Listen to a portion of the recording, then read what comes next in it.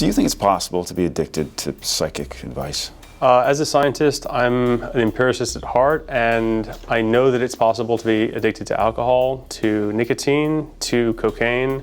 There are definitely some parallels to visiting psychics, but I would be hesitant to say that it's a true addiction in the way I understand it. So science really doesn't understand this? Science hasn't studied this. And I think that for data-driven clinicians, we're very hesitant to make predictions or recommendations for things that we don't really have a lot of data on. And it is really outside the pale of all formal research that I know of. So it's fascinating, right? This is a human behavior that really remains a mystery.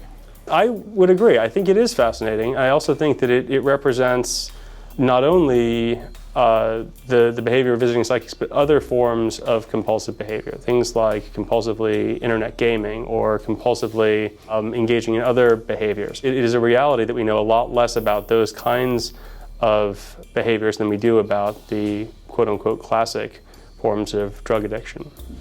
A lot of people watching this will say that these victims, these people that have spent a tremendous amount of money, are crazy. They're nuts. What would you say? These kinds of behaviors are not to be dismissed simply as crazy or as character defects or moral deficiencies. They're clearly causing people a great deal of distress. Certainly they have some responsibility for their behavior, but also in terms of perspectives, I think we have to try to help people. And both from the mental health community standpoint and also from the legal standpoint, I think we have to minimize the harm that comes from these predatory behaviors.